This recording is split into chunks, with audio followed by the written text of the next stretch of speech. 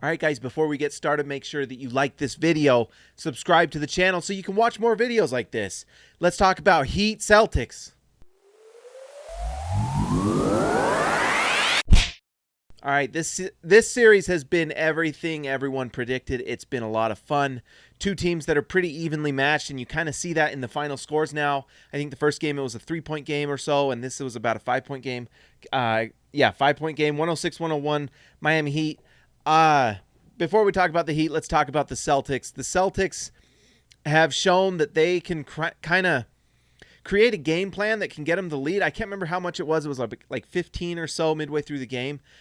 They've got a lot of weapons, and they've got a lot of things they can do, but they're a little top-heavy, and I think that shows as the game goes on that by the end of the game, I don't know if it's that they're worn out or that the Heat just kind of figure them out as the game goes. You know, it feels like the Heat have a little bit more depth than the Celtics do, because the Celtics have a really good starting five, but their bench is just not great. I mean, Wanamaker has been okay this series, but they have like no backup big depth at all.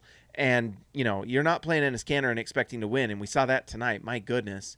But, you know, they've got a great starting unit. And it just feels like as the game goes on, the Heat are able to to put some players in and try some things. And whoever's got the hot hand can really carry this team to a victory. And for the last two games, this game and last game, you've had Goran Dragic just show up in a big way to help beat the Celtics.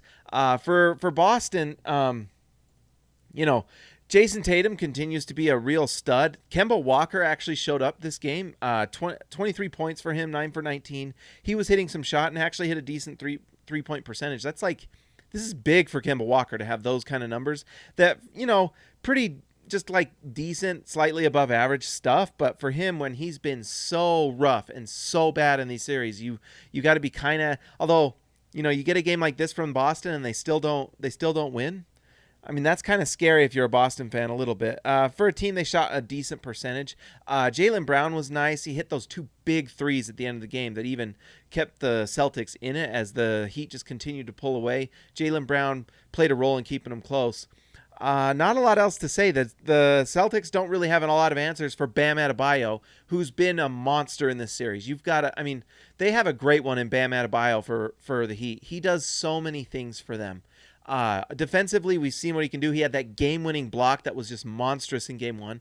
And in this game, he really led the charge midway through the game that got them the lead eventually and helped solidify the victory. I mean, the Celtics have no answer for Adebayo. He is like defending the rim at a high level. He's switchable on defense. He does a lot of different things. He's a special defender because he's so versatile. And then on the offensive end, we know a lot of what he can do. He's got a nice little mid-range game. He's a great passer. They even have him at the top of the key passing the ball, and we see him doing that a lot. Although I feel like they kind of went away from that a tiny bit this game because he was getting it stripped in Game 1. And they started doing the oops and stuff, and he can do that because he's athletic. He can rise above. He dunks the ball. He can do all sorts of things for you. So he is just such a versatile player for them. He's an integral part of everything they do. And he's a major, major reason they won this game. Bam Adebayo is legit. He is definitely showing up for this series and being a big reason why the Miami Heat are 2-0 now. 2 more games and they're going to be in the finals. You know, it's tough stuff now for Boston because you've had 2 close games that you haven't won. And to get to the finals, you're going to have to beat them, 4 times out of 6? That's tough to do, to beat the Heat. They are a tough, tough team. They do not give up. Hero is a guy that's just not afraid. For a rookie, he's unbelievable. Jay Crowder is a beast. That guy comes out and will fight anybody and stands up for his team no matter what. And then, of course, there's Jimmy Butler, who we haven't even mentioned. He's probably the best player on the team in a lot of ways. He is an elite defender. I don't know if he's quite as good as he used to be, but he's still just a high-level, smart, physical defender that can guard anyone on the floor.